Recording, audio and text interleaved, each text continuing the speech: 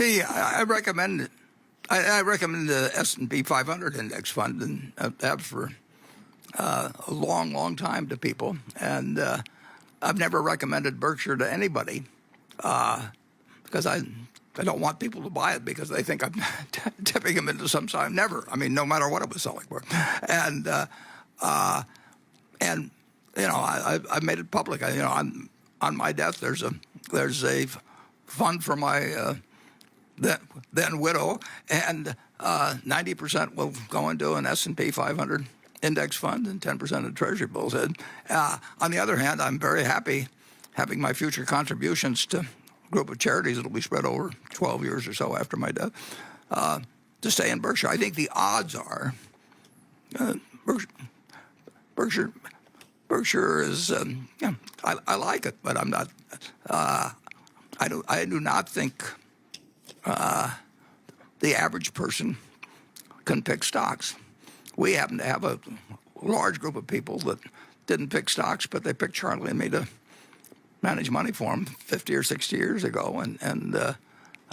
So we have a very unusual group of shareholders, I think, who look at Berkshire as a lifetime savings vehicle, and one they don't have to think about, and one that they'll look, if they don't look at it again for 10 or 20 years, that will have taken care of the money reasonably well. But I wouldn't argue that the S&P 500 over time. I like Berkshire, but I think that a person who doesn't know anything about stocks at all and doesn't have any special feelings about Berkshire, I think they ought to buy the S&P 500 index. If we just own stocks and we own the S&P, our performance would be significantly worse than the S&P because we would be incurring a corporate tax, which would now be 21% on capital gains, plus possibly some state income taxes. And effectively, our tax rate on dividends depends where they're held, somewhere between 10.5% or 11 and 13%. So Berkshire is a mistake.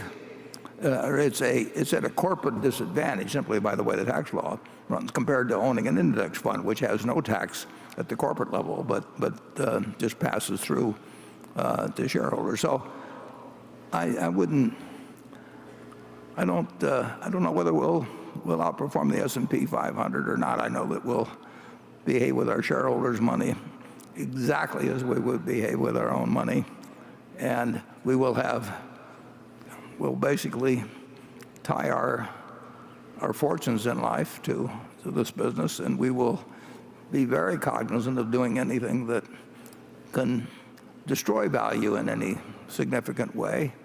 But we will probably, if there were to be a very strong bull market from this point forward, we would probably underperform during that period.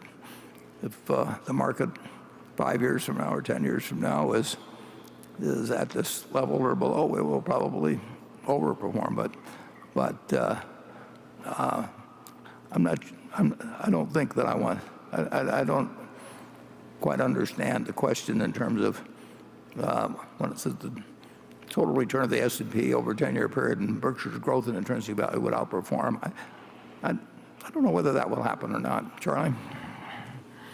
Well, there'd be one big advantage for the shareholders that pay taxes, and that is that the Berkshire shareholders, even if we just match the S&P, we'd be way ahead after taxes.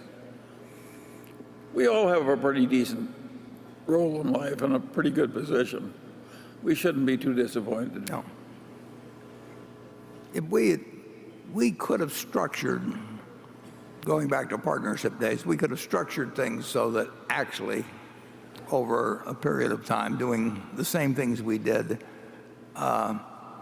would have come out somewhat more favorably for shareholders if we kept it to the original partnership group. But the present form hasn't worked badly, although we have had periods when our corporate capital gains tax, as opposed to the individual, I think it got up to 39% for a couple of years or 1 year, and certainly was 35% for a long time. And then on top of that, we had state income taxes in some cases, and they exceeded. Well, I mean, if you owned a pass-through fund, you did not have that level of possible double taxation. Now, if you hold your stock forever, you don't pay it. But if you actually sell your stock, you've had a double tax effect. We're not complaining in any way, shape, or form. This country has treated us incredibly well. And we've had this huge tailwind, which I wrote about in the annual report, and it wouldn't have happened in any other country. So we've been very lucky that we've been operating in this country at this time.